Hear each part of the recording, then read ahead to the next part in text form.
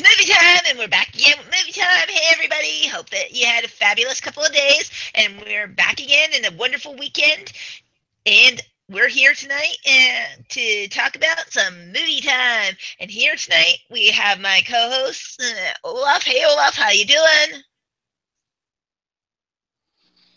I am doing great. How about you? Just had a lovely day today. Another one of those 90 plus degree days.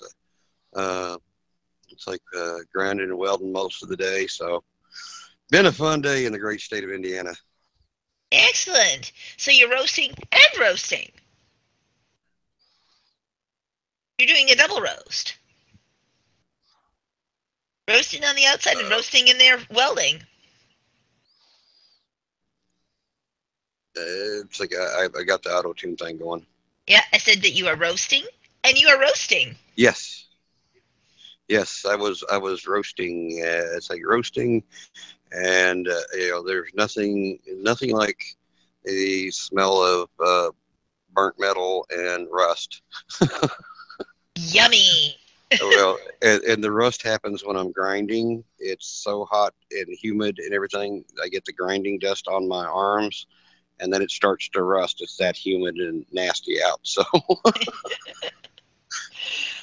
Also with me is my co-host Arpo. Hey Arpo, how you doing? Hey, well, I tell you, trying to kill me. Yes, I I am. try to make the representation like I just stay frozen in position until the next episode starts. Ugh, that's so hard. Hey, I'm doing really good. Except my boss is a slave driver. I know I'll have to talk to her about that one. Yeah. I So I difficult. tried to talk to her in your on your behalf, Arpo, and she told me to shut up and go back to what I was doing. Mm-hmm. And so tonight, though, it's like we are about to get into a majorly controversial topic. But just before we get into our majorly controversial topic, we're going to do something a little different tonight and read out our amazing fan letter. So You mean before we start doing the show? I am certain before we're doing the show because this Oh Woohoo! my God, this is But we've insane. I got fan mail. We need to get the fan mail out. Yes. yes, But we always do it at the end. My goodness. But our yeah. fans are so important to us. We need to get let our fans know up in the beginning Plus, how maybe great by they are. very true, and plus, maybe by the end of the show, they might be abandoning us. This So, is true. so, we, So yeah. I think we need to appreciate the fans before we get into the show. yes. Well, in this particular case, with our topic tonight, if we're not back on Friday, folks, it's only because the Canadian people have taken us away. So Yeah. it's like tonight it's we have our fan mail from Patricia Robinson, and Hey, Patricia. hey Yay. Patricia, Woo. Hey Patricia, how you doing? you joined an exclusive club with Anna E and Dominic W, who've also written us. And tonight she says, "Hey, movie time with Grace and Sonata. I love your videos. Keep it up." And that it's really great stuff. And I'm sure you'll like it. And best wishes from Patricia. Awesome. All Yay. right, Patricia. Patricia is wonderful. She is. She's she's one of my 20,000 favorite people. Yes, she is. And it's like, thank you, Patricia, for your amazing letter. And please, everybody, if you can keep on writing us, if you actually survive this show, please do keep on writing us. And we will be enjoying all of your fan letters and reading them on air with us. Until they also get to be too many, and then we'll post a lot of them, and then it's like you'll tell us whether you want it read or not read. Yes. We'll even do a whole fan mail show if you all want. Or if you don't want it red, if you prefer blue or green, just let us know what color if you don't like red. Yep, absolutely. So, see, a lot of levity before our subject tonight because tonight's topic is actually quite the serious one. It's dealing called Canada. What the hell? Now, this stems from the fact of having to deal with Canada in the film industry, a country that used to be touted as being very film friendly to foreigners and very desirable, including even so much as last year at the American film market, has now become the probably one of the most unfriendliest things to be able to get through in terms of being able to get to filming in Canada. So a little bit more on that. Now, You want to talk about that, Olaf? I was going to say, now, don't you know a little bit about Canada more than Arpo and I do? I do. I am a Canarican. For all of those who don't understand, I am both a Canadian citizen and an American citizen, so I am a Canarican and have been through the system before. And yes, once upon a time, long, long ago in a lifetime far, far away, Canada used to be an extremely friendly city to be in. And they used to be an extremely friendly city to film in as well. What they used to do is they used to offer extremely beautiful tax credits and say to people, why don't you come and visit us instead of staying in your own home country where you can't get as good as you get here? Look at our dollar and how wonderful it is. Look at our tax credits. Heck, we're willing to give you like the sun, the moon, the earth, and the stars. We'll pay. We'll give you like 45% basic on your, even at sometimes like 35 to 45% on all of your labor, all your expenses, everything. People were going, holy cremolian! I think I need to go to Canada to go film. Why would anybody want to stay in the United States with a deal like that? Exactly. And then the good old years happened, and even through SARS, we saw it through. Then one day, I'm probably guessing this man named Justin Trudeau came along. Or who knows when this actually happened, because by that time, the Canadian became a Canarican and married her wonderful husband, and took her away to America. And between the time that she had left to the time that she had contacted them now, they've now become this evil monster. If you want to go there to film, not quite so friendly when it gets meeting you. First of all, lesson number one. Arpa, would you like to tell them what rule number one of Canadian filming is? Rule number one. If you ain't Canadian, we don't want to talk to you. And now let us explain that a little bit. You had a question there, Olaf, for us? No, I was clearing myself. Sorry. No, that's okay. Because it's like, okay, let's explain that they don't want to talk to you. Well, they have this wonderful system called CAVCO in Canada. Now, CAVCO will eventually, someday, maybe, possibly give you tax credits, but it used to be, once upon a time, CAVCO was like the place that you went for your tax credits. They went on a point system. Yes. For those of you who don't know, by the way, CAVCO is the Canadian Audio Visual Certification Organization. Yes. They're the people that give you the incentives to come to Canada. Yes. These are the people you want to talk to. Yes. Sort of. And these are the people as well. You see, the meanies used to be Telefilm Canada, who never gave money to actual Canadians that needed it. Gave it to people like that were famous filmmakers, but not so much your local Canadians. But a lot of Quebec people. Quebec prospered greatly from Telefilm Canada as well as from CAVCO system. Well, like I said again, fast forwarding to today's day and age, you call up CAVCO. And you say, great, I'm a Canadian producer. So let's talk. First of all, can you identify yourself as a Canadian person? Can you prove you're Canadian? Do you have a birth certificate, ma'am? Yeah. Okay, you were born in Canada? Uh-huh.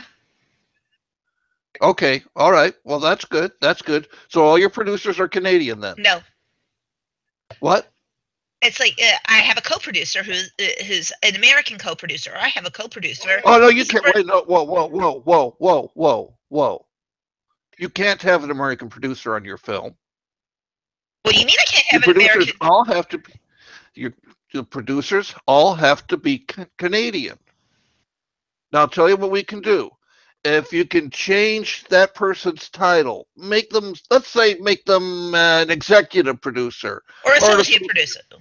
producer, someone who's not as vital to the production as a producer, we might be able to give you a waiver to allow them to accompany you and work with you on the film.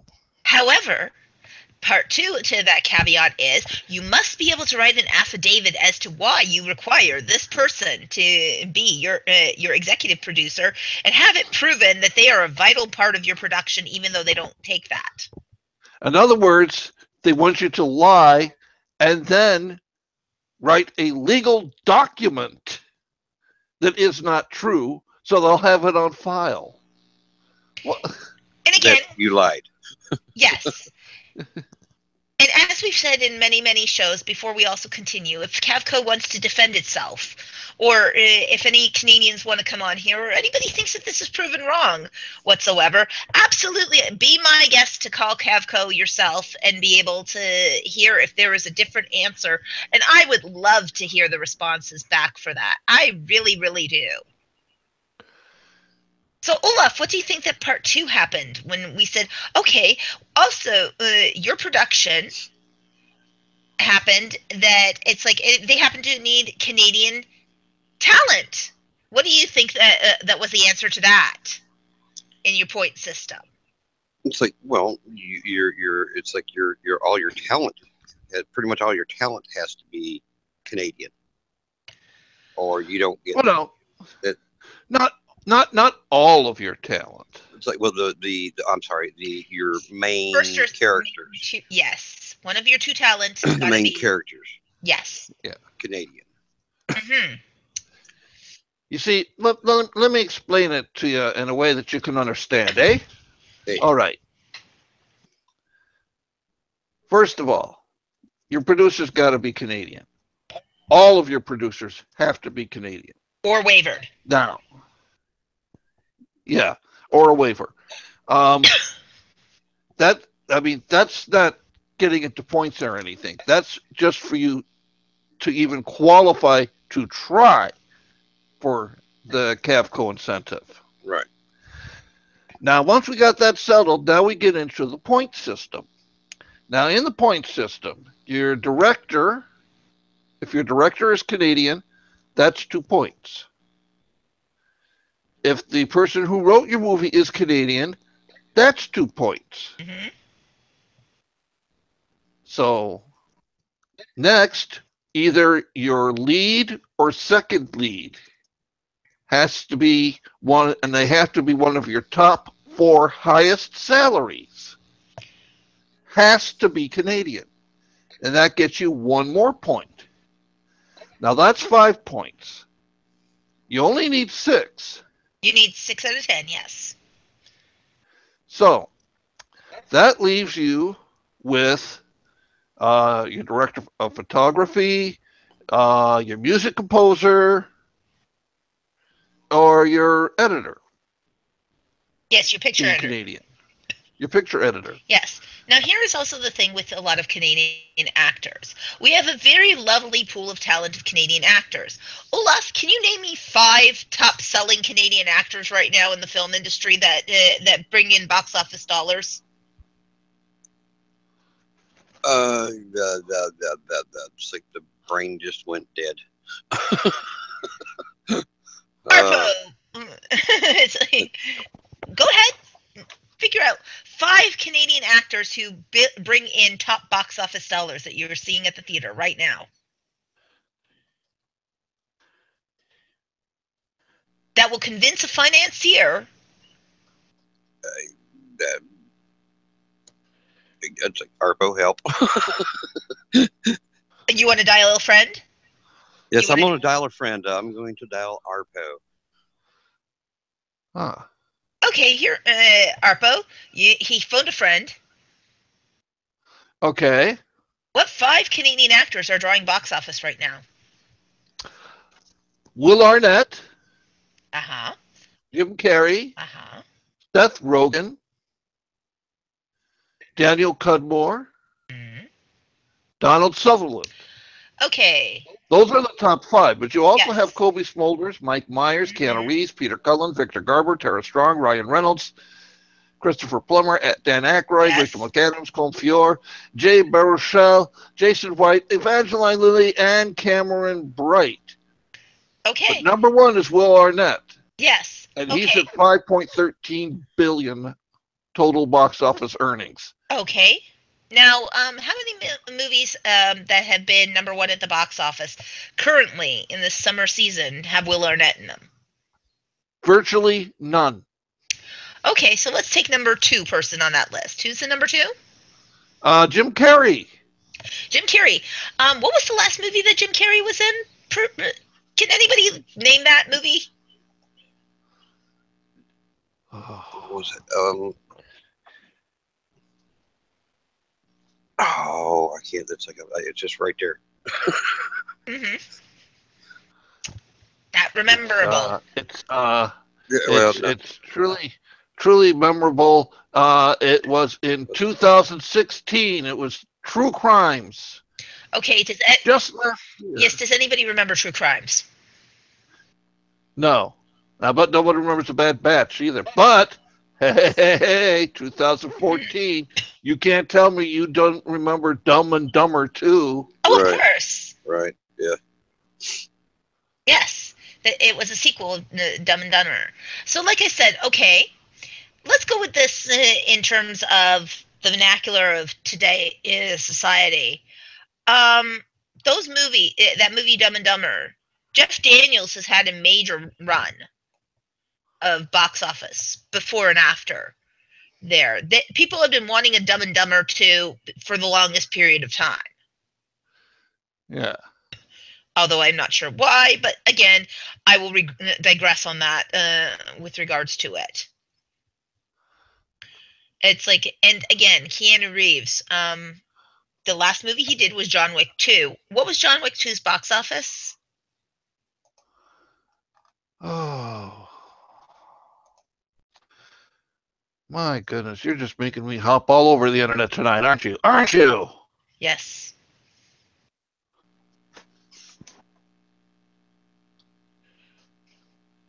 So you have to do it because I'm stuck on my phone. It don't play well with 2 programs running. Yeah. Yes, but chances John are. Wick 2 domestic gross was 92 million. Worldwide gross was 167 million. What was his budget? Okay, budget. $29.95. Budget. Production budget was 40 million. It didn't even break, so basically barely broke even at the box office. Right. It did 4-1. You really want your movie to do 5-1 at a Yes. minimum. What you really want is for your movie to do 7-1. Yes. As we found out in other shows. So, okay, and that's one of the top 3 leading actors. And Rachel McAdams, again, I must reiterate, what was the last movie that Rachel McAdams was in? I give up. No, but my point being that, okay, I understand you want Canadian talent. And you know what? There is a lot of Canadian talent. Don't get me wrong. There's a plethora of them to choose from, as I said. And yes, they are talented, some of them. But unless their name is Seth Rogen, it's not going to bring you big box office. Yes, and Seth Rogen does a lot of work with Judd Apatow and other artists as well to be able to collaborate that. And a lot of his work is popular in the States. So sure, okay, Seth Rogen would be part of your movie. Presuming that you could actually get him box office wise and time wise, with all of the amounts of projects that he has going. Well, considering the fact that he and James Franco are pretty much partners now in terms of writing and directing and starring in their own movies. He's next to impossible to get a hold of. Yes. So, but it is possible. It is possible. So, yeah, let's say, okay, that criterion of Canadian talent was able to be satisfied. Whether they're the appropriate person for that movie. Picture editor. In our research, we phoned about a picture editor and made mention of the fact that when the production is in Canada, we will require the picture editor to be there to assemble and to have an editing team there that is assembling the work. Olaf, what do you think that the answer was from them when when they asked that is the final picture being assembled in there, and we said no, it is not being assembled in Canada. What do you think the answer was? The answer was, oh, it must be assembled in Canada. Close. It's like it has to be a Canadian. It's like the editor has to be Canadian and it has to be put together in Canada. The editor has to be Canadian. It has to be the lead editor, or else you don't get the point. So ding, ding, ding, ding, ding, ding, ding. He gets a cookie for that. It's like, yes, okay. According to Cavco's rules, your picture editor, in order to be able to get the point, has to be your principal picture editor. Well, there's always the film composer. Which came to another question. Having a Canadian composer who does one song for you. What was I'm sorry, answer? what? The Canadian composer who does one song for you. No. I mean, okay, we understand that a lot of movies like to use popular songs in them, and we're all good with that. Yes. But your Canadian composer has to compose all of the original music in your movie. Yes. Or it doesn't count as a point. Again. Now, what about my DP? Because it's like with my director of photography, obviously it's like I'm going to be using a Canadian director of photography. Why would I want to keep consistent with the people who I actually hire on the larger end of the shoot or stuff like that? It's like, but you know what? Hey, if I have to have a Canadian DP with me, does it count that they actually go to the States too? Are you going to pay for their labor there? No. Your director of photographer works in Canada. So, so what does this all equal out to, ladies and gentlemen, in terms of the system? Now, here's the next fun part, and feel free to join into this round. Do you think if you even have this 8 out of 10 or 6 out of 10 points, that this qualifies you as a Canadian production? Olaf? Probably not. Woo! It's probably not. Unless you can hit 12 out of the 10, they're probably not going to help you out much. Well, then there's this other thing called CanCon content. That was a very interesting part of this story. Canadian content, otherwise known as a Canadian story or having Canadian elements in the story. Never mind that it's a good story. Let's pull that aside. It has to be a good Canadian story. What was the last time you heard a really good Canadian story that you went and said, I have to totally see this at the box office? I'm going Emperor of the North. Yes, and when was that? That one about the one about the hobos that ride the trains and all that. I do recall that was a Canadian movie, and it was very, very good. And it was, when was that? 1980 something. Mm-hmm. In the last 5 years, have you had any Canadian movies that you can think of that you were like, oh my god, I'm dying to go back to the box office for that?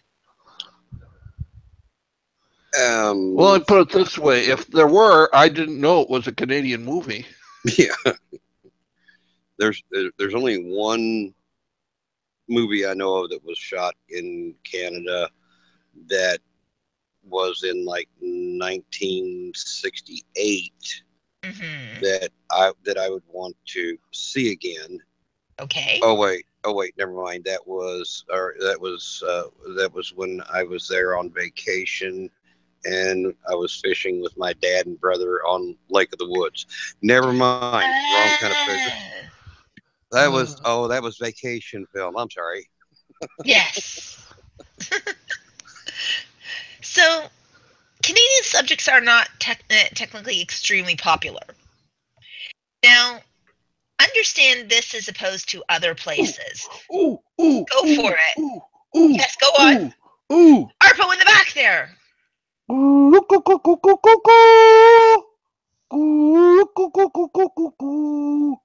Strange Brew. Strange Brew. Yes, 100% Canadian production. Yeah, man. absolutely. From the kids in the hall. No, from SC. Yeah, SCTV. Canadian SCTV. Yes. Yes. It's like it was a wonderful, wonderful movie, Strange Brew, and again, it was in the 80s. Yeah. I think that they had an equivalent of that doing on Solid Gold when Rick, I can't remember his name, came on there and along with all of the other people and did the show Where's the Dress? To pun it. Wow. Around that same time period. Wow.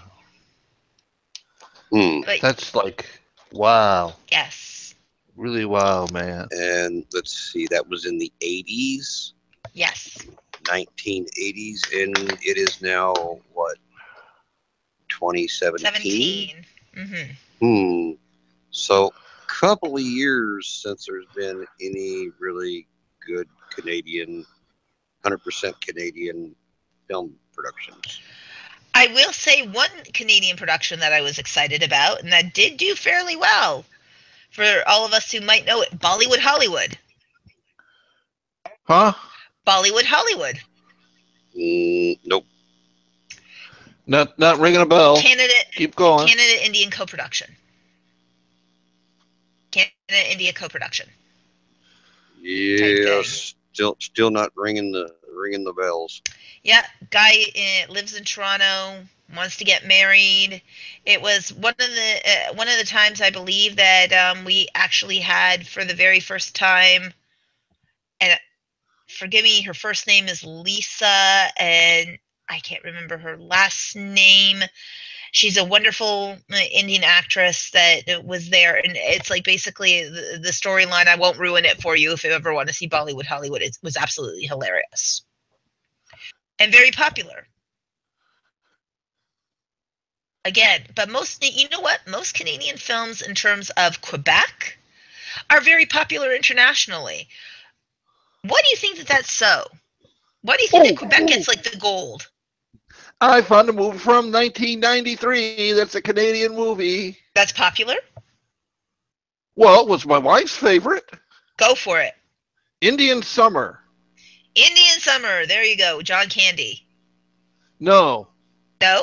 Alan Arkin, Matt Craven, Diane Lane, Ooh, yes, that's right. Diane Bill Lane was. Paxton, Elizabeth Perkins, Kevin Pollak, Sam Raimi, Yep. Vincent Spano. Very, really, really, really good. Very, very funny movie. Yes, Indian Summer. Mostly American actors. Yes. But some Canadians. Yes. And I'm not saying though that, like I said, let me preface this. We have a lot of extremely good Canadian talent, but the fact that it's like it's being pushed in the way that it is very off-putting to a lot of people. Because another thing is that you have to also look at it from the international box office. Just because they play in one territory does not necessarily mean that they will play in all. We've talked about Q ratings and Q points before when it comes to actors. Yeah. So this is not new news for all of you out there. And I mean, there are a lot of Canadian actors that have gone on to have very great careers. Michael J. Fox. Yes. Michael J. Fox has had For fabulous career. It's like, and he continues to. Rachel McAdams. All of them have had a great career, but that they've had a great career by crossing the border. Okay, boy, you just had it. Yeah, you had to throw that in, didn't you? It's a Are you sure reality. you're Canarican? Yeah, I'm sure I'm Canarican. Yeah, you just sound like plain old American to me. I know, it's like, but down to my red and whites. My God, I'll bet you don't even eat Canadian bacon anymore. I've never eaten Canadian bacon. It's not kosher.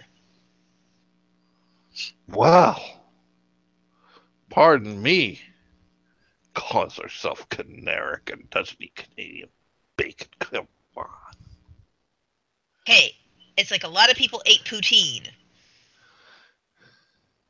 How rude. Yeah, there you go. Poutine. See, the problem with poutine is that doesn't even sound good. Kind of French fries dipped in gravy with a whole bunch of meat product in it and cheese.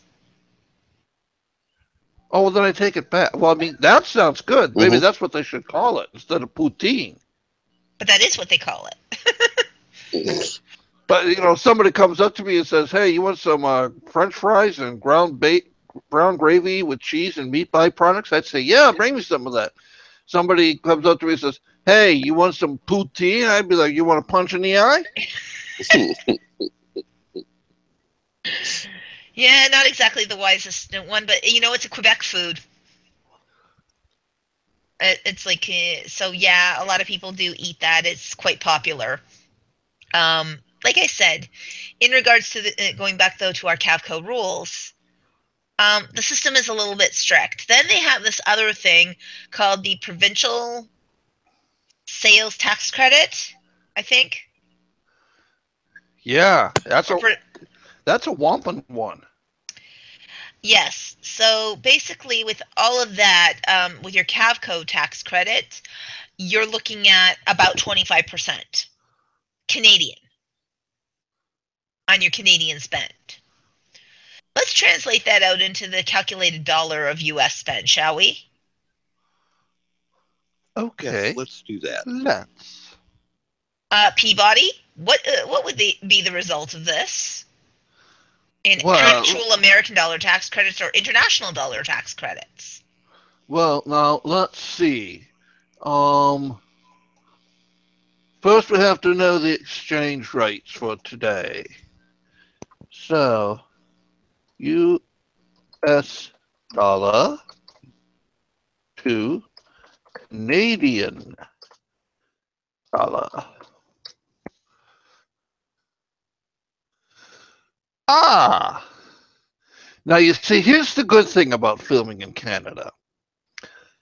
Every U.S. dollar equals $1.26 in Canada. Yes. But that means each Canadian dollar is worth only about 78 cents American. It's about 75. Yeah, go ahead. Go on. So that means when Canada says, okay, here's your tax incentive, here's your refund, they're paying you in Canadian dollars. Yes. To which you're So that converting it to American. 40,000, let's say $40,000 they're giving you is actually only $30,000. Yes. Mm-hmm. That So doesn't seem right somehow. yeah, but guess what? This doesn't include. This is only your labor. See, this isn't also your expenditures. Things like your hotel and all of that. What was the answer when we asked them about the hotels and is that covered or is per diems covered? What was that answer to that there, Arpo? It is for Canadian actors. No, the labor only. Labor only, yeah. We don't care about you housing them. We don't care about you feeding them. We only care about them working. Now, that being said, however, there is a other caveat to this. Um, they have this provincial tax that takes care of some of that. How much was it that they said that you could get if you qualify? Whomping, huge, gigantic, enormous, 16% on Canadian talent only. Spends. Yes. Yeah. So, what does that say to somebody who really has a ultra low budget? You probably don't want to look to Canada to shoot your movie. Yes, but I was going to say you're screwed. Yeah. Yes, and also one other thing, that it's becoming more apparent that they really just don't want other productions to be there that aren't Canadian productions, that are not strictly Canada productions. Yeah. You go to there are other, and now before everybody jumps on this one, there are other countries who ask you to become to qualify yourself as a production of that country, like the UK. There is a criterion that the UK has for tax credit system for being able to be called a British film. Their criterion is a little less stringent. For example, some of the actors have to be British, but they realize that, you know what, not every actor can be British. Although they, again, have a one talent pool. Yeah. But they do allow in for that talent pool to happen. To be able to qualify, you have to, it's like you are filming in the UK.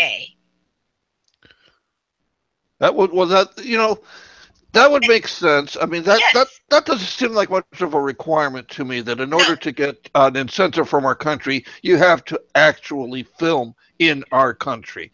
That's, I mean, that was the one thing about, you know, the Canadian restrictions that actually seemed reasonable to me. You know? Yes, exactly. This made sense. Okay, I get it. You're in Canada. Absolutely, we would have been you use the Canadian crew. Like, we would use a Canadian crew if you're planning to film there. You're going to do that.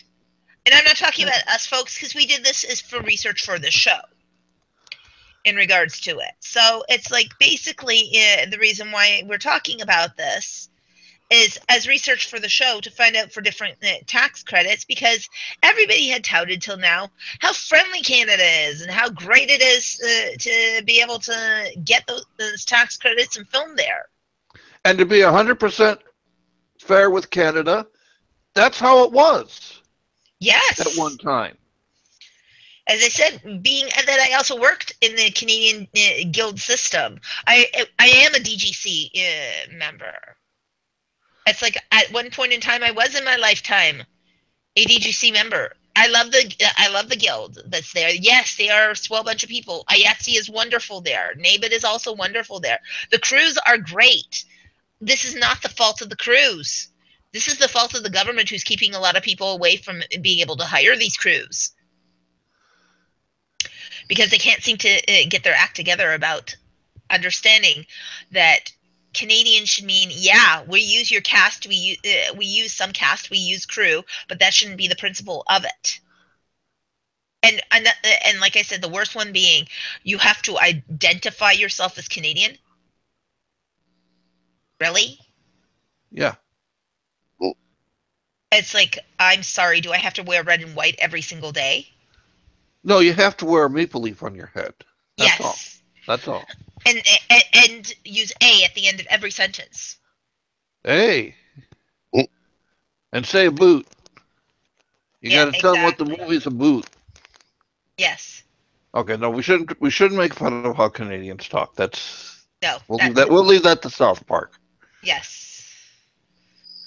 But in general, for those who don't understand, what we are saying here is that we're breaking the optical illusion of the fact that no, Once upon a time, they were a very friendly place to film.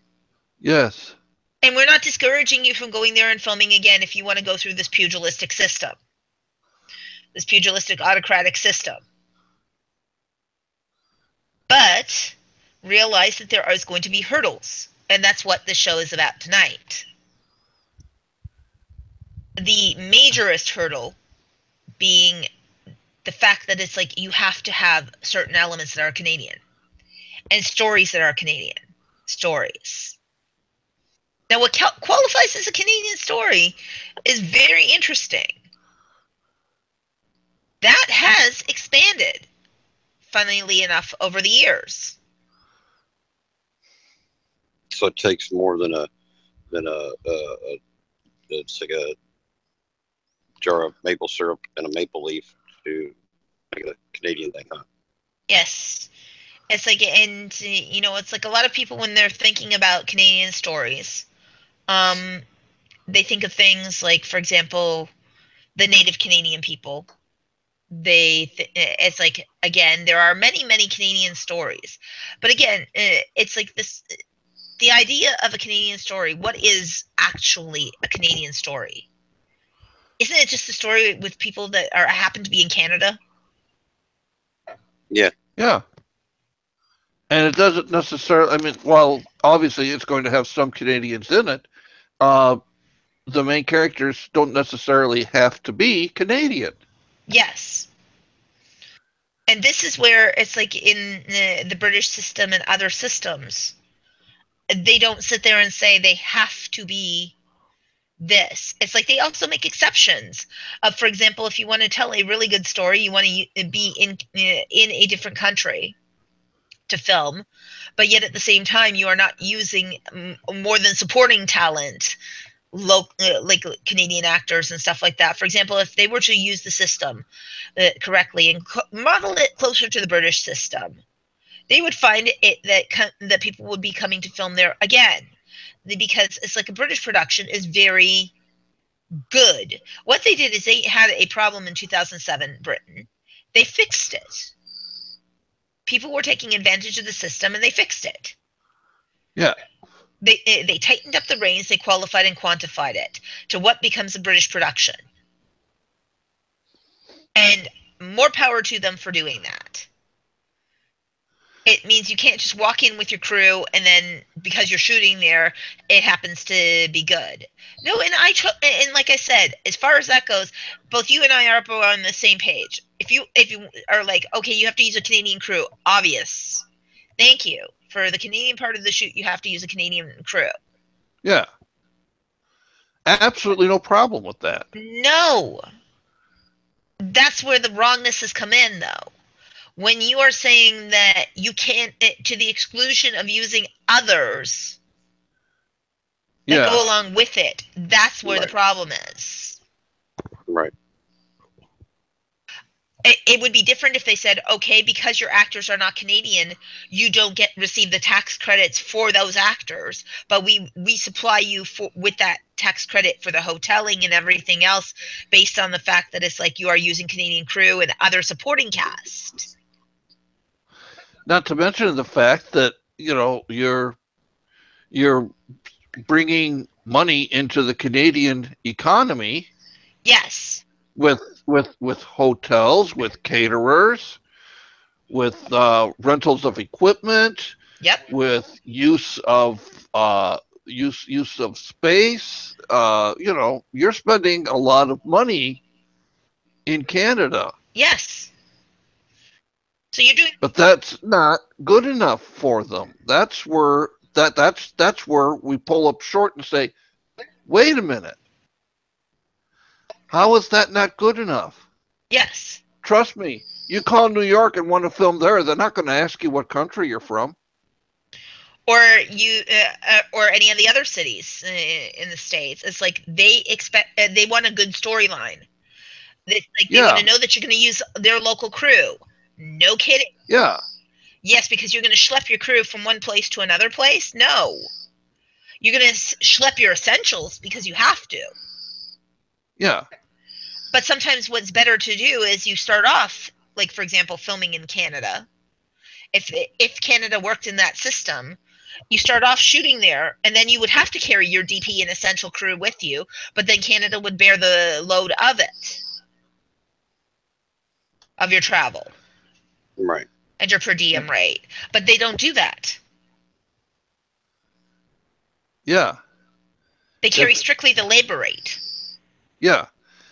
And plus, even if your say your director of photography is Canadian, Mm-hmm. if he's not filming in Canada, then you can't count him in the point system.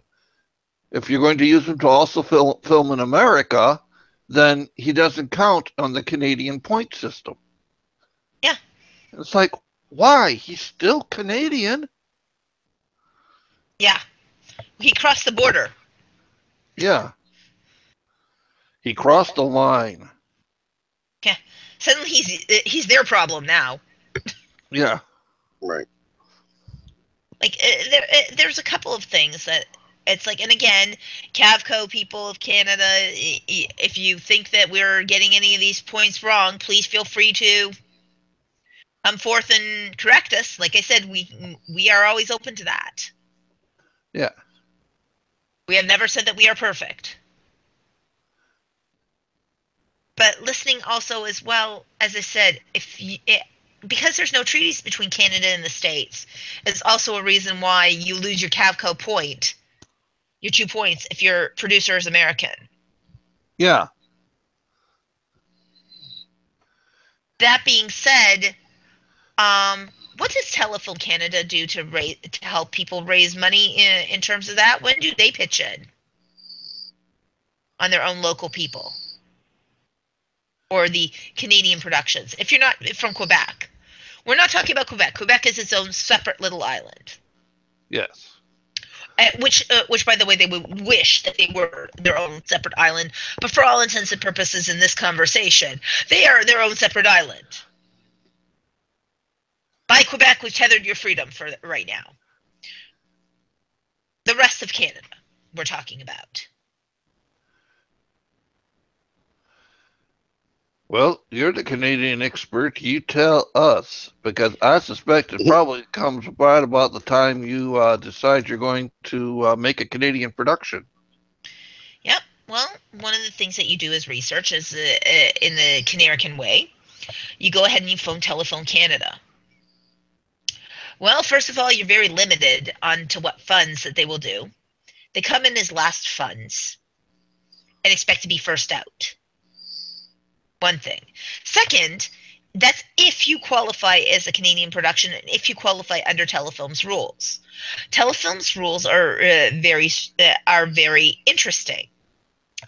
You had to have had a feature that was shown in a theatrical release before you qualify to do that. They do not give newer filmmakers any monies, despite what people think. There are grant programs like the Harold Greenberg Fund, other funds that are there that may or may not. But is a general output? No. If you are a newer filmmaker, you either team up with an experienced filmmaker, or you never see any of Telefilm's funds. Again, a system that was designed to be able to at first start to help newer filmmakers to be able to get their starts through grants and programs like that. All of a sudden requires some, it's become a catch-22. Exactly. We'll help you get your start in the business if you've already released a film.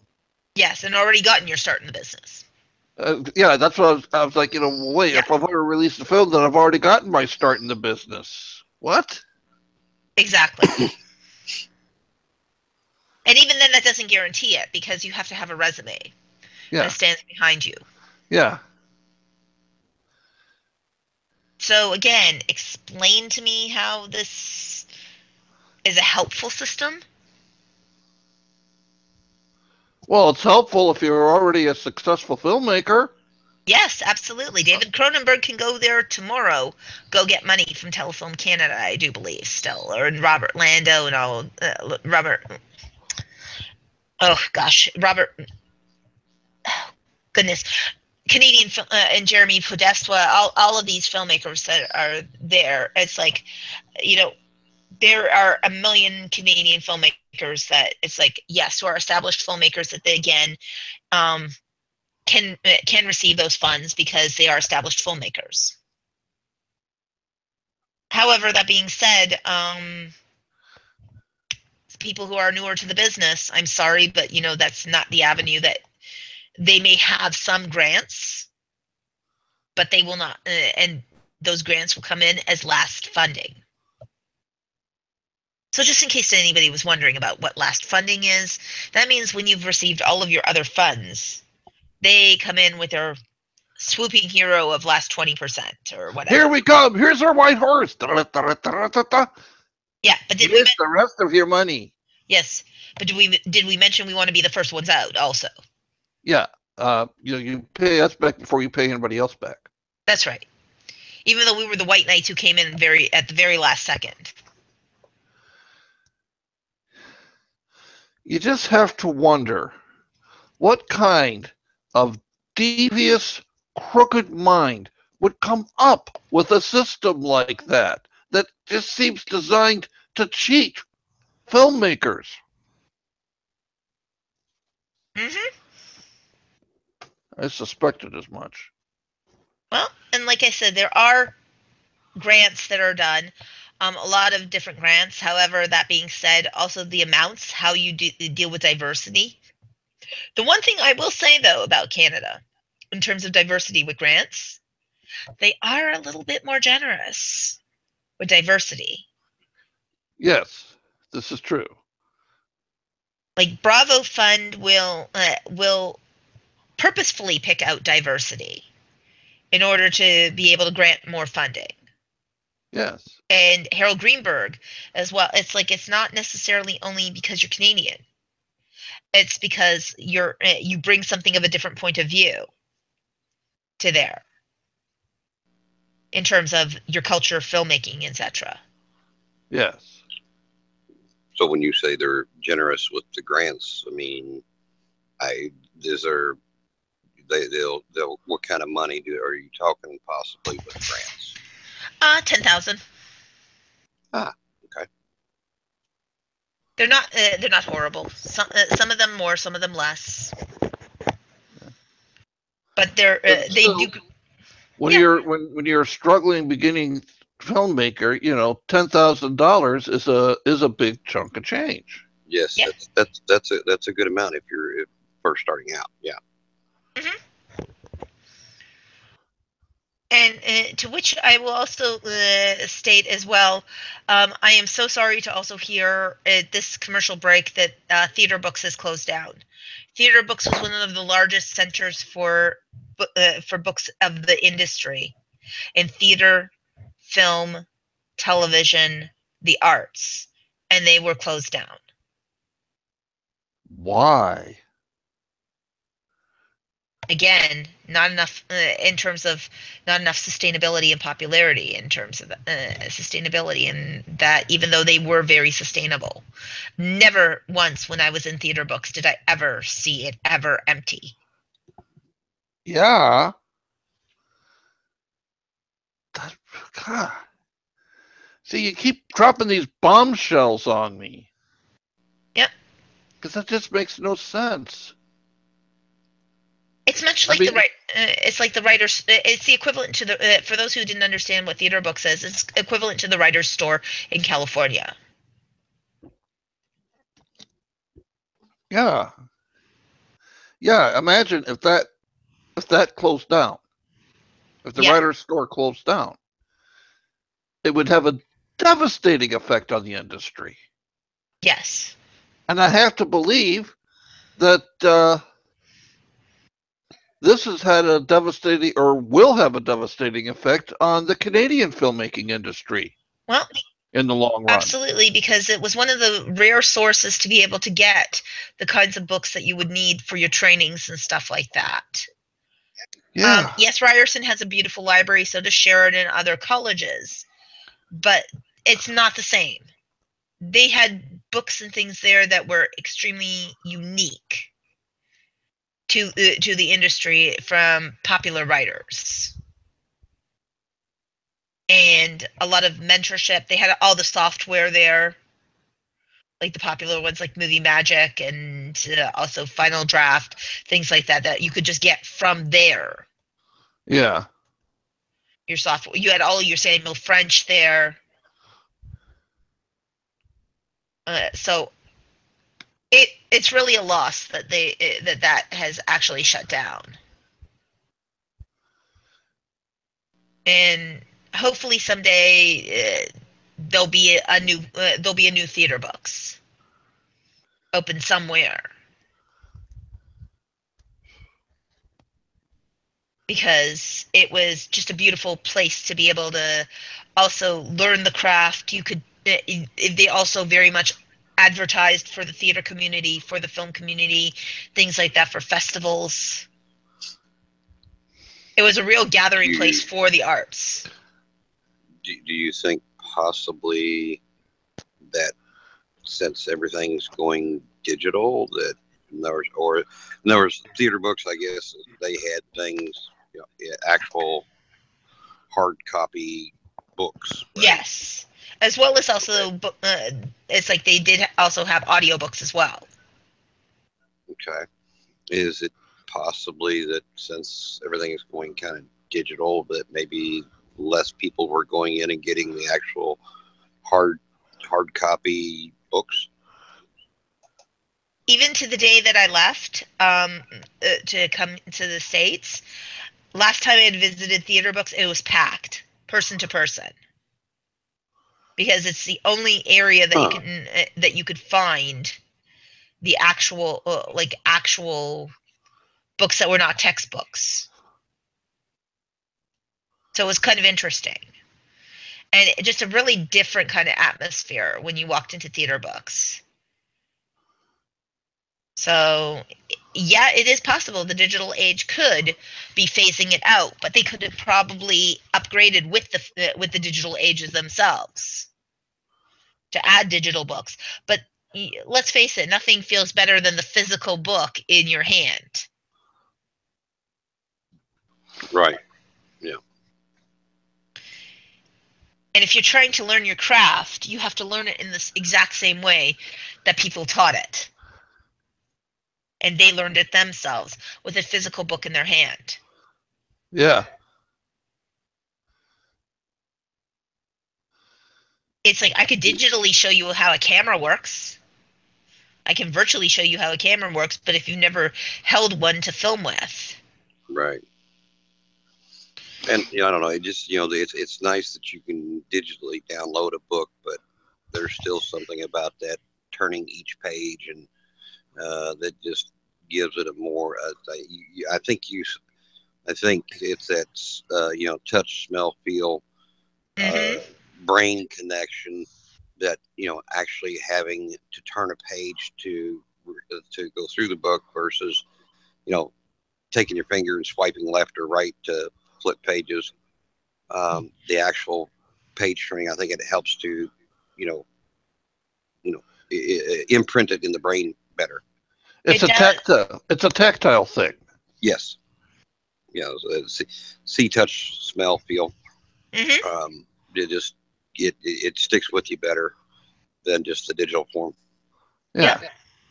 I mean, don't get me wrong. When it comes to just reading a book for enjoyment, it's very convenient to have it on your Kindle, on your Nook, on your iPad, whatever. I mean, I know people who read entire novels on their cell phones. Yeah. That's great. But when it comes to something that you want to learn, something that you want to really impress in your brain, you need to use all of your senses. Yes. And you can't do that with digital media. You have to have the book, the script, the printed page. Yeah. I've always felt that. You won't find me reading much nonfiction on my Kindle. if we're having a guest on here and I have to quickly, bone up with something that they've written, then yes, I will go that way out of a matter of necessity. But it's not going to stick with me the way my textbooks when I was in college and the learning that I got from them stuck with me. Yeah, like the stuff that, for example, that Jerome sent, the books that Jerome has, and the books that Jason Brubaker has recommended to us, as well as also John Reese's book of recent that we have talked about. There's nothing better than having a physical copy of that. Yeah. Print it out and here it is. It's like ebooks are great. If you are looking for something that's convenient for travel, sure, ebooks are great. But they're not escapism, as far as I'm concerned. It does not give you the same feeling of escapism as having the physical book in your hand and turning the pages and just being carried into that fantasy. Right. It's just beyond like a feeling of being able to crack open the page and hear the crackle of a brand new page. Yeah, it just imprints into the brain better. Yep. Now, that being said, also to also deal with our Canada one, to get just quickly back to that as well. I know it's like when we're talking about that, as I said, we'll also take the upside kudo of that with their grants that they do give it to a much more diverse set of people in terms of that. Yes. Okay, so yes. Dollar-wise, dollar for dollar, it's like, sure, right now the dollar is better. It's like in terms of that, it's cheaper there, but you're also going to be deducted on your tax credits anyhow on the opposite side of that. Yeah. If you even qualify for your tax credits. Which brings us to the point of, there's a point of stringent, and then there's a point of stringent to the point that you are excluding all others. Absolutely. It's like the message I would want to send is absolutely, you want us to use Canadian cast and crew. Who wouldn't want you to? Yeah. But don't make it so rigid that it's like it has to be these particular people. It's like using Canadian cast. It's like some of them for supporting roles because they're the right role. They're the right people in that role. Would be so much better and so much different. Then you're giving people the latitude of saying, okay, and it's like then I want to use Canadian talent because I can use them in supporting roles. Or I can use them I can have the background performers. I can utilize the wonderful casting agencies that are there in Canada to be able to do that. But like this, what you're doing is you're basically binding a lot of productions. You're tying their hands behind their back. Yeah. And you're making us as American filmmakers feel very unwelcome. Yeah. Or any foreign filmmaker. Yeah. Because you know what? There are a lot of places that do have co-production treaties with Canada. However, that being said, even in a lot of those places, their tax incentives have increased that really doesn't entice them to want to come out of the UK or out of other places, France, other places that have great tax incentives now. Yeah. It's not the new kid on the block anymore. It has to learn to be competitive with the rest of the kids on the block. And right now, what it's saying is the child who's like holding his breath, turning purple, going, "I'm not going to let my breath out until it's complied with. What I want to do." Yeah. And guess what? A lot of people take their pebbles and go home. Yeah. Take their lunch They pail. pick up their marbles and off they go. Yep. And think how many marbles you could have won from, because doggone it, that was Charlie Brown. He always loses his. Oh, man. Yep. And it's like, it's true. If they were to be just a little bit more lax with the rules, they would find that filming, because there is certain places in Canada and certain things that you do get in cities that you don't get in other places. Canada has some of the most beautiful architecture. It has some of the most beautiful forests and countrysides. I mean, who would not want to use those locales in their movies? But you want to feel like Canada wants you to be there. And our little experiment that we did made us feel like Canada didn't really want us to come and film a movie there. Like the stepchild who was never wanted. Yeah. We would be it would be like being the adopted child. Mm-hmm. Only we want to treat our biological children better. It's like being the redheaded stepchild. Yes. Yeah. Exactly, the redheaded stepchild. So, one of the things that needs to be considered, but you know who gets to change all of this? The people, the filmmakers. If they don't accept this as a part of that, because it's like I've had friends in the industry who they left the industry simply because there wasn't enough work. Mm-hmm.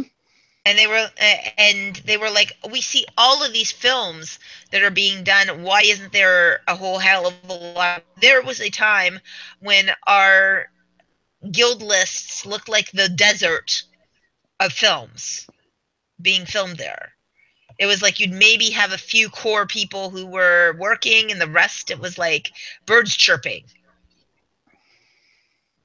You could hear it few and far between that were actually filming there. Yeah. Because honestly, it's like when it comes down to it, America has a beautiful tax incentive system now. Europe has a great tax incentive system now. We have so many people with an incredible tax system, including even places like Mexico and Brazil and South America and all of that. It's like even South Africa is now like a fantastic plan that they have in effect. It's kind of like then people go again, what our theme is, Canada, what the hell? Why would I want to film there if this is how you're going to treat me? Yeah. Understand a story needs to be a good story. It happens to take place in Canada. People don't flock to Canadian content. That's the reality of it. The Quebec films, they do well because they're played in foreign markets. Now I'm bringing you back in, Quebec. Yeah, I'm looping you back in again. No, leave us alone on our island. No, don't do it. No. Yeah. Well, you know what? It's like Quebec, though, also has a brilliant system. They do. They do. It's like, I'm sorry, but you know what? Maybe the rest of Canada should be looking to Quebec as an example.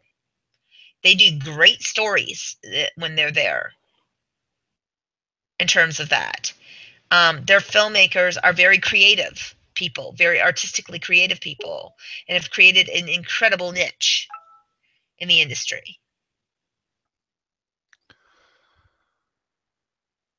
Yeah. So maybe we should be looking at that as a possibility. Indeed. Because, what is the future of film without creativity? And Canada could be leading the way in that. Mm-hmm. Well, it's like, as I said, one of the things that I would give as an advice, and this is from a Canadian, it's not that you don't, like I said, take it for what it is, but what they should be looking at, and I'm not going to even say but, and what they should be looking at is, does the end product really it's like matter that it's Canadian, or should it matter that it was filmed in Canada and it was a really good story and be proud of that? Yeah. Yeah, I mean, And the, if it's filmed in Canada and it's edited somewhere else, does it really make that much of a difference in the film? In other words, if you do your location shots in Canada, but edit it in New Jersey, does it make it less of a film if it was filmed there? I don't get that. In other words, it's like, yeah, I understand that. I mean, they want it to be as much Canadian as possible, but Yes. does and it I really hurt the film? and I'm not claiming that I know the rules of every single country when it comes to getting tax incentives. But I mean, are there really that many countries that, as part of getting the tax credit, require that your producers be citizens of that country? I can't think of any off the top of my head. Now, I like I said, I don't know the rules for every country, but that one just seemed really odd to me. I've heard of countries where one of the producers have got to be from that country, and I Oh, absolutely sure. would agree with that. Yeah. Oh, yeah. Absolutely. That Yeah, makes perfect sense. That you have to team up with a producer of that country, Yeah. and and they have to be a uh, qualified producer of that country. yeah, and I think that's fine. And maybe like that you need to have maybe like uh, your DP might want to be, say, the requirement be like uh, work with your DP, have somebody from that country, because if they're, the DP is going to be, if they're from that country, they go, oh, well, here, we'll do it, we'll shoot it this way because it'll look better. And, somebody coming from another country may not quite get the right settings, or, they might shoot a little bit differently. And the DP from that country might say, well, that might work back home, but that's not going to work here. So I don't see anything wrong with uh, having like a DP and a producer, and maybe a DP that you have to have a DP work with you, not that it only has to be done by that country's DP. Yeah. You have to at least be assisted by a DP from that country. Yeah, that's it. Assisted, not, you Call need to have it call as. them first camera. Mhm. Yeah. Right. Like your main camera operator has got to be Canadian. I would absolutely say that. Yeah. That Yeah. would be a fair thing.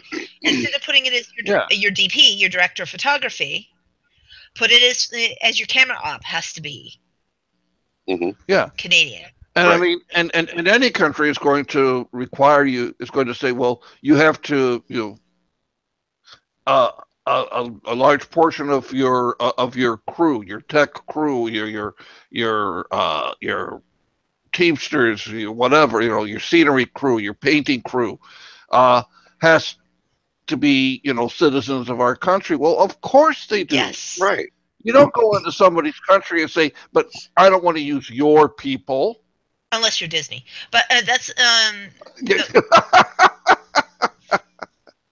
Yes, this is true. But I mean, as a general rule. yes, as a general rule.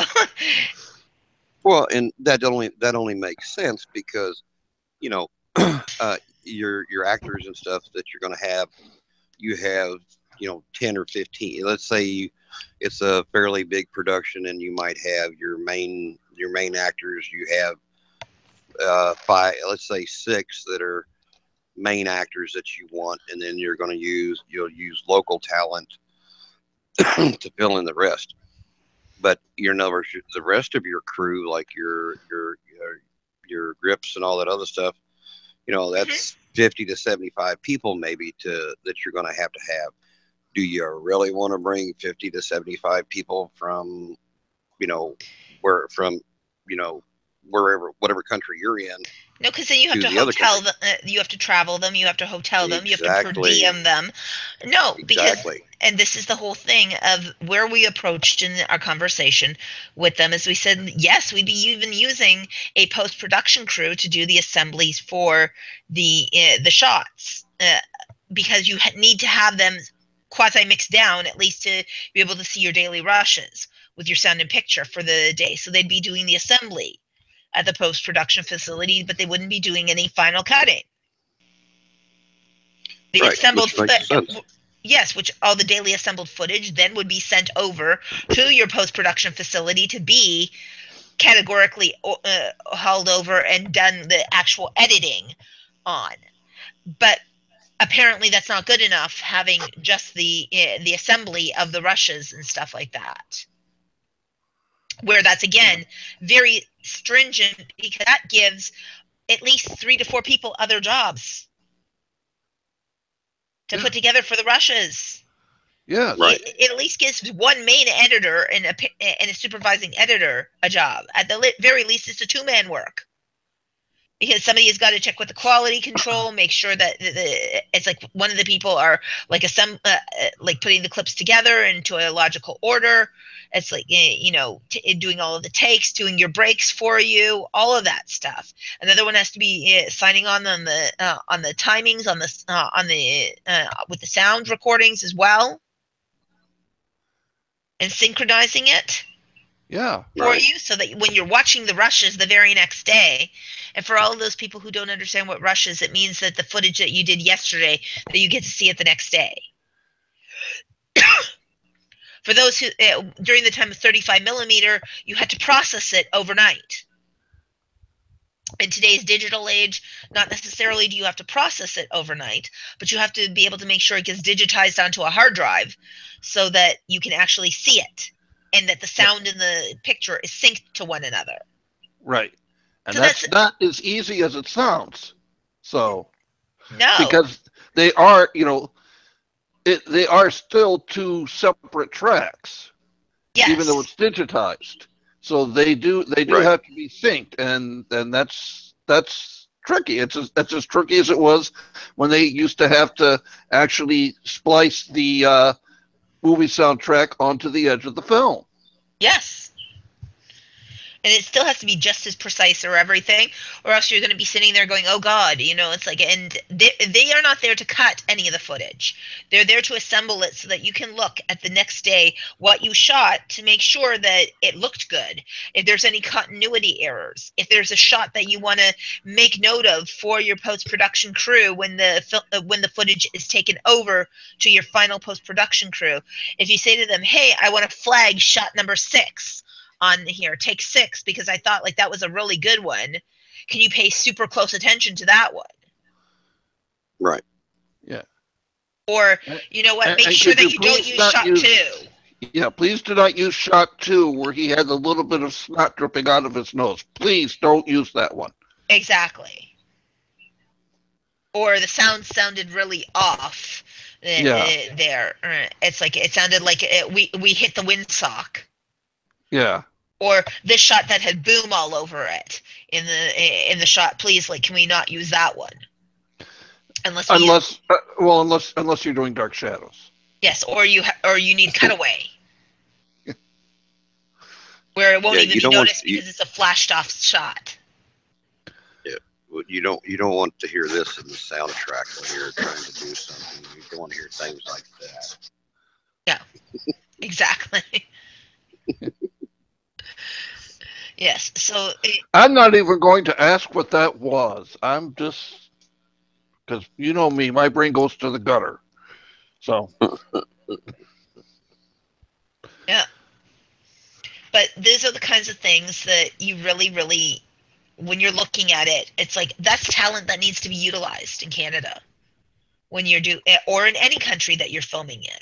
You have to use the local talent in order to be able to do that, because you're not going to send the raw footage back unassembled back there, because then it'll take twice as long for your crew back there to do it. You send back at least an assembled set of rushes. then your crew back in your home place or wherever you decided your post-production is where they're going to do the further syncing up, having all of the recording, the beginning end mark tracks and all of the take divides and all of that. It's like they're going to deal with their Foley that needs to be done on the takes. All of that is done at your main facility, but you need to be able to see your daily rushes, so therefore you do need to use an editing crew. It's one of the things that you have to realize. Yeah. And yeah, that means somebody who is utilized for that, but that doesn't mean that you should be saying that, okay, then that person becomes the picture editor onto the other side, because you have to also consider if it's a co-production with another side. I understand that Canada is looking out for its own. However, you have to also understand that when you're balancing between two countries, that other side has also got to get their criterion as well. It's only fair. Yeah. So one of the things that you might want to consider when looking at it, Canada, is also the stringency of a Canadian story. What's a Canadian story? It should be a just good story that's told. Boys of St. Vincent was a brilliant movie and still lives on to this day as a great film. Mm-hmm. That I'd consider to be a bar level standard of a good story. Yes, it dealt with priests in Canada and etc. But the movie itself was just absolutely breathtaking and shocking and horrifying all at the same time. Again, a movie, if you did not have a chance to see Boys of St. Vincent, I would find it on YouTube or wherever you need to. It's a really good film. So again, it's one of the things of maybe take a cue from, with Quebec, the way that they have it, they have storylines that take risk. Canada, in terms of television, does a really great job with television. The problem is the stringency of the way that you have it tied up under a noose. It's like the only thing I question. It's like this is why it's like I would love to hear from people like Simon Fawcett if he was willing to come on. John Fawcett, if he was willing to come on here from Orphan Black. Which, by the way, hi John, for all of the people who are there on the Orphan Black set who remember this chick way back in the day. Yes, it's like I remember John a long, long time ago in a lifetime far, far away. So hopefully one of these days we'll get him on the show with us. Probably doesn't remember me. I was like, we're talking the Wayback Machine here, but yeah, we knew each other back in the day. But point is that shows like that, some of the shows that have been done that have been seamless and beautiful, Rookie Blue, all 6 of their seasons, they made no bones about it. They were in Canada. They never pretended to be anyplace else. But it was just good storylines. Street Legal, great TV series. That one with the other one prior to Rookie Blue, that was a Flashpoint, an amazing series. Traders, great series. All of them, they never made bones about the fact that they were in Canada, but they were amazing stories. Night Heat. And me, Mr. Lover of Horror. Yep.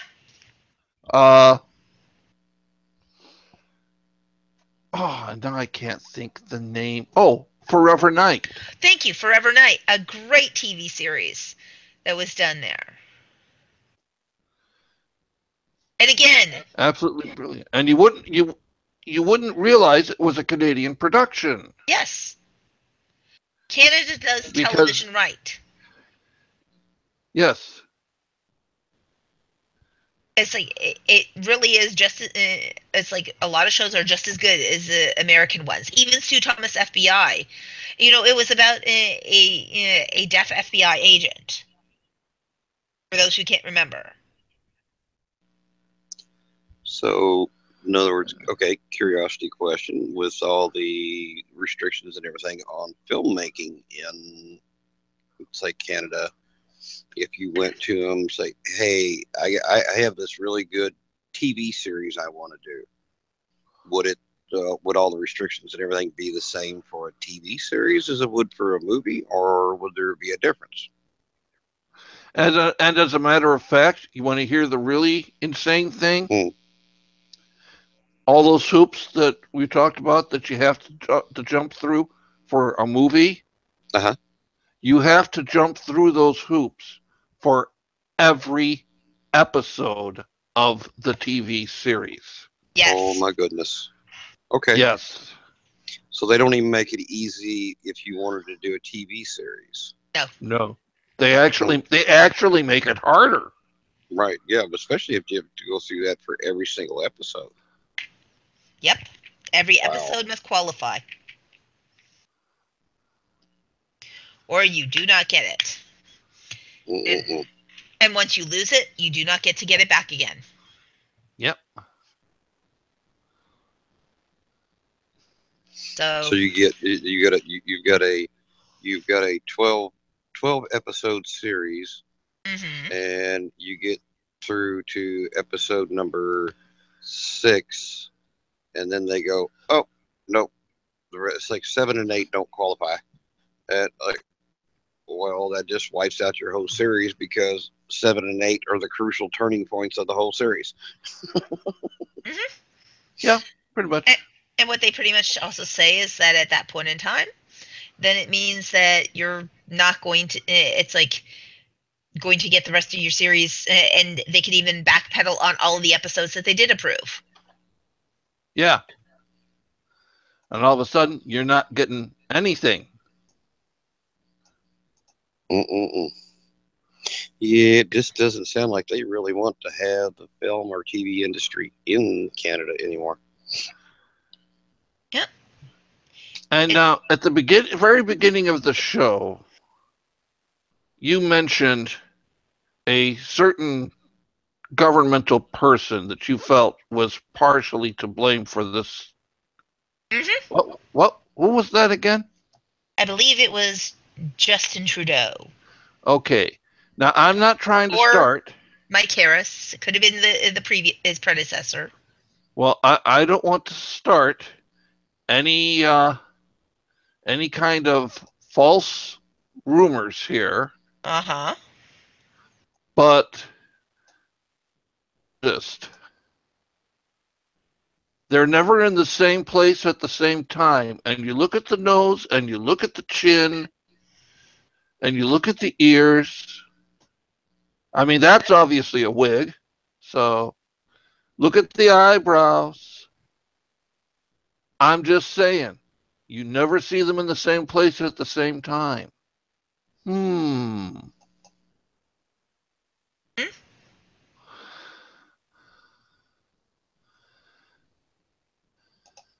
Just my little bit of fun there. Sorry. Interesting. But they do kind of look like each other. Yes.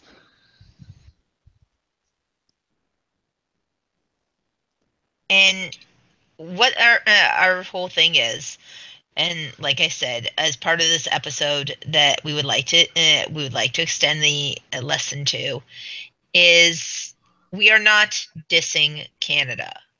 No. In no way, shape, or form has this show been about dissing Canada. This has been about dissing the Canadian tax credit system and its stringency to the point that it chokes the creativity of the artists Yeah. and bringing films to them that otherwise are now free to go other places. And what I am saying is, I'm not saying to have the American system change, to have the British system change, to have the European system changed. I'm saying that it's like, if you truly care about bringing production there, then you have to shake things up a bit and move with the times. It's like you need to lighten up a little bit. Lighten up, Francis. Yep. It's like, and the whole thing is that, you know what, this is a industry, and it's like the distribution game is different. It's like the way that finances are done is different in each and every country. But you've got to realize that it's like, if you do it to that point, you're going to alienate a lot of dollars that could have gone into the economy. Yeah. Because filmmaking is not just an industry, it's a cooperative industry. Filmmaking is like a giant co-op. And we're all working towards the same thing. And that is Yes. artistic integrity in film and entertaining audiences. And yeah, I'll say it, making money from it. Yep. Right. Canada, how are you going to make money if nobody wants to film in your country anymore? Because of your rigid restrictions. Think about that. Think about how much your economy loses. Because I'll tell you what, the city of Chicago used to be like that. Mm-hmm. I mean, oh boy, you think you had to jump through hoops to get tax credits in Canada? Chicago, forget about it. And then I believe it was, the guy I like to call Mayor Daley Jr., Mm-hmm. even though he wasn't actually a junior, but he created the Chicago Film Commission. And all of a sudden, they started attracting people. You got to remember, back at the beginning near the beginning of the movie industry, Uh-huh. Chicago was a big film town. Yes. Mm-hmm. So was New York, obviously. Eventually, California lured them all away. Why? Because the weather was more reliable. But Yes. Mayor Daley Jr. decided we've got to bring Hollywood back to Chicago and created the Chicago Film Commission. And let me tell you, uh, things changed overnight practically. Chicago's economy boomed because filmmakers wanted to be there. Yep. And things in Chicago that were falling apart were suddenly starting to come together again. And, once again, I'm not dissing Canada, That's right. but isn't that something you would want for your country? Yeah. One would hope that that is something that would be desirable. It's like having people work is a huge bonus. Definitely. It's like, Definitely a bonus to have people working. yes.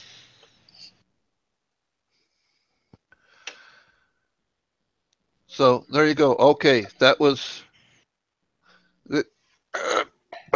There. I'm off my soapbox. No, no worries. It's like, now, one of the things, like I said, all it does is a couple of tweaks, really, that could get to be able to do that. And even if you don't ever increase the tax incentives, loosen up on the stringency. Yeah. Allow co producing Yes, it's from like, different countries. you know what? It's like, even though, like, they have a co-production treaty with most countries except for the United States, which is a little odd. I've always thought that a little odd. Yeah, well, we've always been friendly neighbors. Yes, So but why maybe is we got to get Canada more suddenly? friendly. Yeah, suddenly Canada seems like it doesn't want to be friends anymore, and that hurts. That hurts our feelings. when a friend says, I don't want to play with you anymore. Hmm. And that's what's been a lot of the issues. It's what's caused people to really not enjoy dealing with one another, and it's caused a lot of hostilities. Well, we don't have any treaty between us. It's like, um, there couldn't be a form of treaty by calling it, a neighborly agreement. Call it a good neighbor policy. It's like, because both back and forth are neighbor to the north and south. Yeah. Or maybe it's time for the Academy of Motion Picture Arts and Sciences Hmm. and the Canadian equivalent to that to get off their damn high horses and put their heads together and cobble out an agreement that is going to be mutually satisfactory to both countries. Yeah, because look, as SAG has their agreements, AFTRA has their SAG-AFTRA have their agreements, ACTRA, which is the Canadian equivalent, has their agreements. There's nothing that really says that they can't have a show between them. That a certain amount, if you're in Canada, you have to use a certain amount of ACTRA actors Yeah. in your production. It's like, and you know what? That this was one of the things that I championed in terms of with Canada when I was ADing. For the longest period of time, the ACTRA contract had only stated a certain amount of people for background performers in terms of that, and they managed to get it increased significantly. I was like, way to go, way to fight. Just like the way Wahoo. that we work in Canada in terms of crews, where a lot of times that other countries' shows are a 3-man crew, they're a 4-man crew on every given basis. Rarely is there a 3-man crew show. Mm. It's like, so again, a different way of working and Yeah. operating. But it's like, why not make our concessions for each other? A little bit of this, a little bit of that. So you have a U.S. co-producer, you don't want to call it a treaty? That's great. Figure out something else to call it. Yeah. How Because about if our film industries for both countries cooperate with each other? there you go. You can call him a co-oping partner. Call it your co-producer as a co-op, cooperation agreement. Yeah. The let's start a movement. The North American Co-op Agreement. Treaty Agreement. Yeah. It doesn't have to be a treaty. It's an agreement. Yeah. The Let's North shake hands and work together. Think what we can do. build all industries. Yeah, Have not just the film industry. All industries, yes. Technology, science, medicine. Think what we could do. and it's funny because it's also one of the few industries, the entertainment industry, where there really isn't a collaborative agreement with the American public. Yeah. It's kind of, as I always said, really strange because in a lot of other businesses, when you're talking about medical tech and all of that, they share medical technology all the time Yeah. between countries. It's like medical technology has always been shared between Canada, the States, Canada, and other countries, and back and forth. When a new medical breakthrough has come in, it's like that person tours everywhere to do that. Why is it that the entertainment industry is such an anomaly that it wants to be friends with no one? Yeah. It It doesn't want to is share. a oddity. It is an oddity why they want to be so much on their own. Yeah. Don't you agree, Olaf, that they should be sharing the wealth? Yeah, And that's like, yeah, it's like, in other words, the kind of the whole thing, or kind of the whole thing is like, can't we all just get along type thing, and work with each other instead of trying to fight against each other all the time. Yeah. Yeah. And it's like really the whole point of the show of Canada What the Hell, the WTH, is like saying wake up. We all are an industry that wants to work.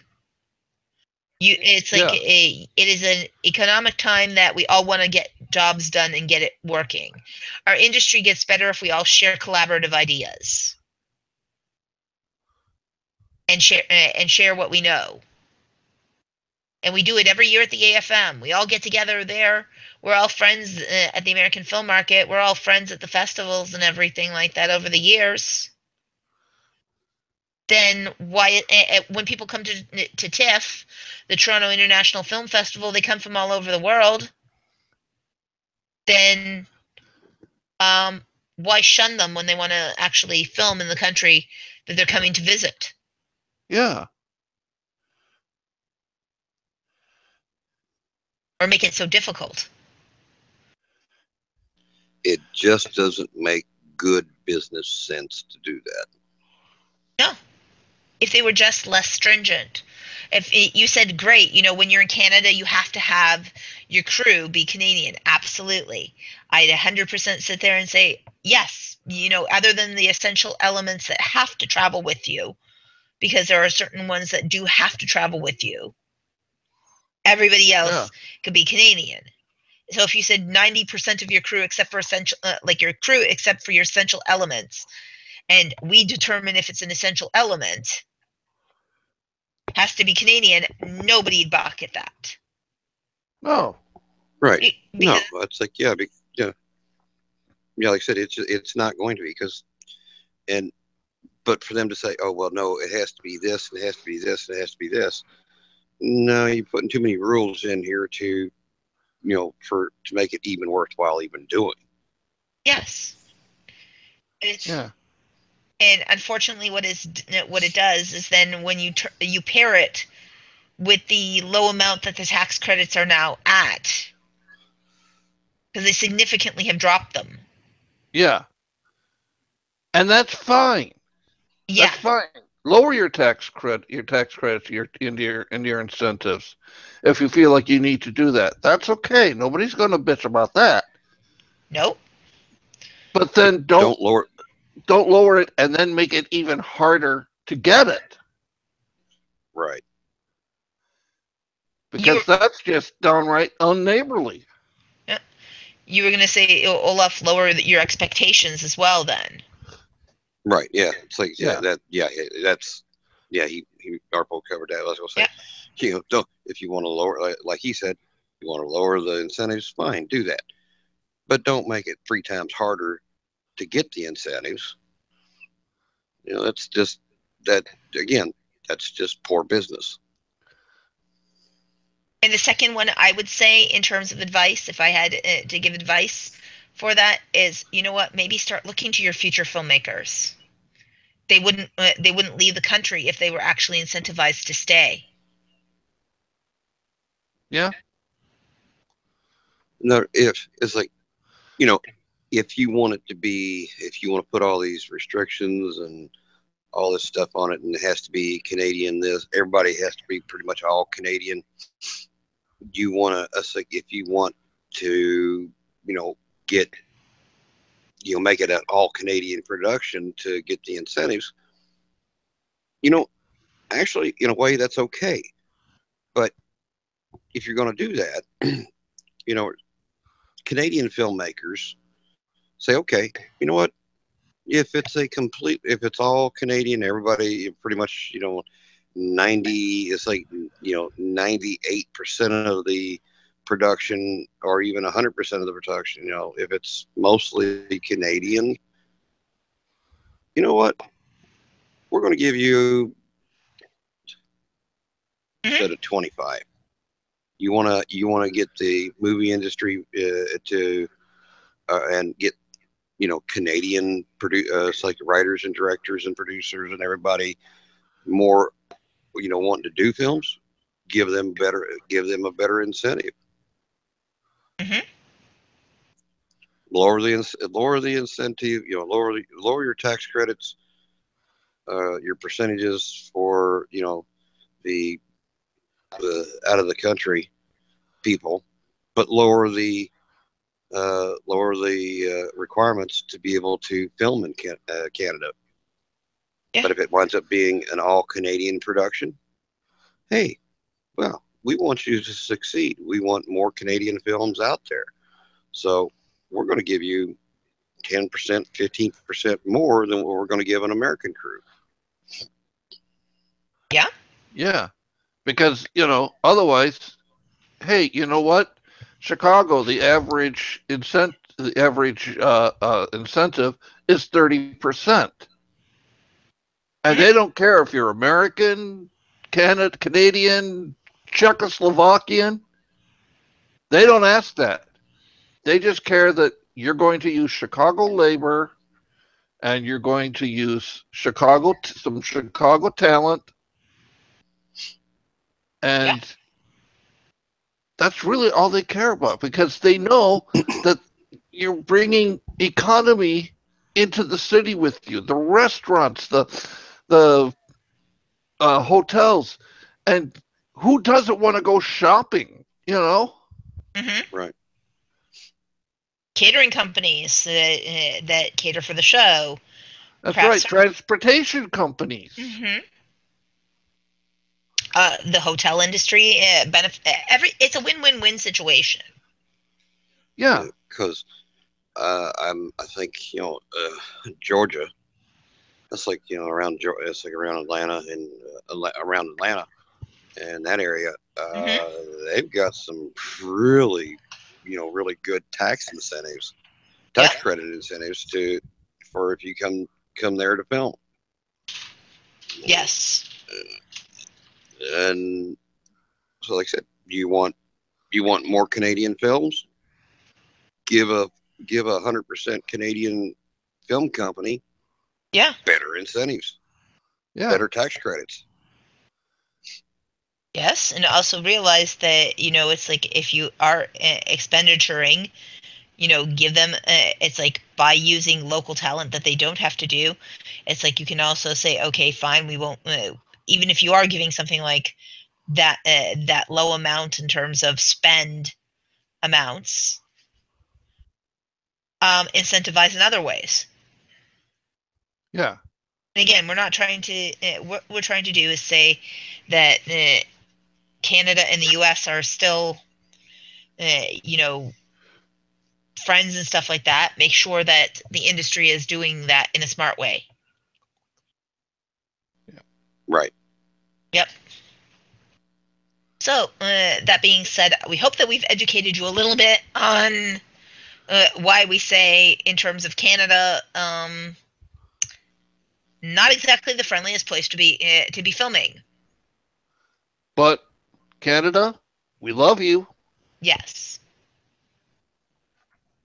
Still call it home too. Yeah. Now, that being said, Olaf, how do we stalk you in social media? Well, you can stalk me on both Facebook and Twitter at Olaf Barbosa, but just don't stalk too close because I do get nervous and I do have an itchy trigger finger. And Arpo, how do we get you in social media? Well, if you really just want to be social, you can get me on Facebook. If you want to talk a little business, you can get me on LinkedIn. I am learning little by little how to tweet more, so you'll see more of me on Twitter, which means you'll probably see less of me on the Movies Underground forums. But I still like to check in there to see what's going on. And of course, you can always just reach me on Skype because hey, I'm a guy who loves to chat. But make sure you tell me you're a fan of Movie Time because I get way too many marriage proposals from Armenian women, and it has to stop. Girls, I'm sorry. It has to stop. Yeah, he comes from the kosher side of the tree. Aye, that I do. And for me, you can get me in on LinkedIn, Bizipedia, on Facebook, on Twitter, as Sonata Grayson, as well as at Movietime Indie. You can also get us on the production company, www.pastlivesproductionsinc.net, as well as you can get us also check out our Slated page or DFCN page and our new updates as they become available. On Friday, we will be having another wonderful show for you all. And until then, hope that you have fun and take care. And See Thanks for ya. listening. And just a final note, hi to Anna E, hi Dominic W, and hi again to Patricia. Take care. Bye bye. Woo.